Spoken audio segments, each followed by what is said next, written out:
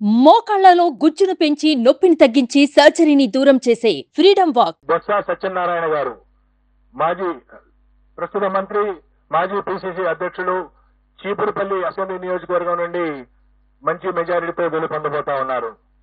అలాగే గుడివాడ అమర్నాథ్ గారు రాష్ట్ర ఐటీ శాఖ మంత్రులు. గుడివాడ అమర్నాథ్ గారు గతంలో అనకాపల్లి నుండి ప్రాతినిధ్యం వహించారు. ప్రస్తుతం గాజువాక నుండి పోటీ చేస్తున్నారు. వారు ఓటమి చవిచూడబోతా ఉన్నారు. అలాగే పినిపే విశ్వరూప్ గారు, వారు అమలాపురం శాసనసభ నుండి పోటీ చేస్తున్నారు.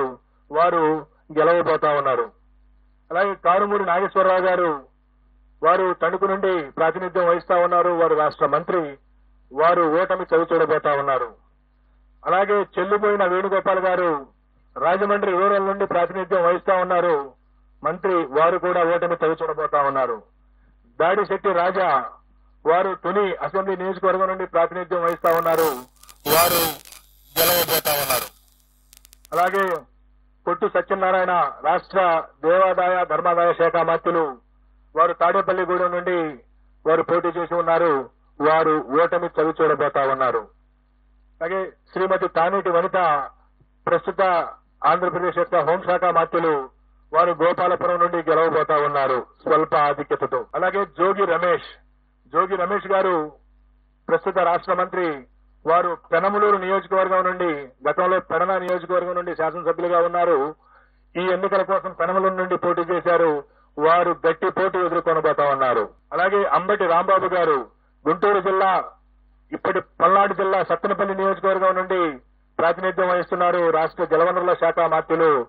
వారు గట్టి పోటీ ఎదుర్కొనబోతా ఉన్నారు.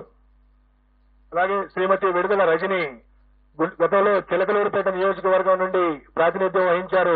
ప్రస్తుతం గుంటూరు పశ్చిమ నియోజకవర్గం నుండి పోటీ చేస్తున్నారు. వారు గట్టి పోటీ ఎదుర్కొంటున్నారు. స్వల్ప తేడాతో ఓటమి చవిచూసే అవకాశం ఉంది. శ్రీ మేరుగ నాగార్జున గారు గతంలో గుంటూరు జిల్లా వేమూరు నియోజకవర్గం నుండి ప్రాతినిధ్యం వహించారు. ప్రస్తుతం ప్రకాశం జిల్లా సంతనూతలపాడు నుండి పోటీ చేస్తున్నారు.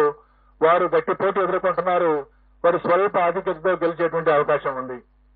అలాగే ఆదిమూలపు సురేష్ గారు గతంలో విద్యాశాఖ మంత్రిగా, పట్టణాభివృద్ధి శాఖ మంత్రిగా పనిచేస్తున్నారు.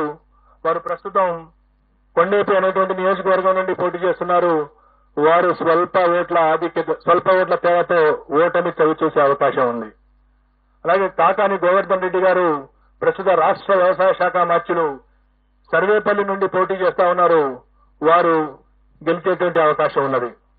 అలాగే బుగ్గన రాజేంద్రనాథ్ రెడ్డి గారు ఆర్థిక శాఖ మంత్రులు.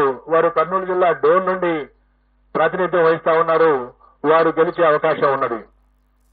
అలాగే కె అమ్జద్ బాషా గారు రాష్ట్ర ఉప ముఖ్యమంత్రి, కడప అసెంబ్లీ నియోజకవర్గం నుండి పోటీ చేస్తా ఉన్నారు.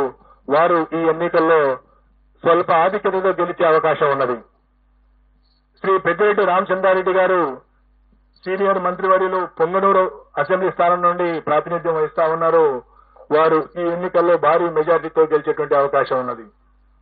అలాగే శ్రీమతి ఉషశ్రీ చరణ్ అనంతపురం జిల్లా పెనుగొండ నుండి పోటీ చేస్తా ఉన్నారు.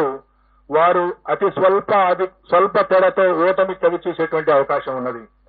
అలాగే గుమ్మనూరు జయరాం గారు, వారు వైఎస్ఆర్ కాంగ్రెస్ పార్టీ, వైఎస్ జగన్మోహన్ రెడ్డి గారి మంత్రివర్గంలో మంత్రిగా ఉంటూ సీట్ల సర్దుబాటులో వైఎస్ఆర్ కాంగ్రెస్ పార్టీ నుండి బయటికి వెళ్లి తెలుగుదేశం పార్టీలో చేరి అనంతపురం జిల్లా గుంతకల్లి నుండి పోటీ చేయడం జరిగింది తెలుగుదేశం పార్టీ అభ్యర్థిగా. వారు గుంతకల్లి నుండి ఓటమి చవి చూడనున్నారు.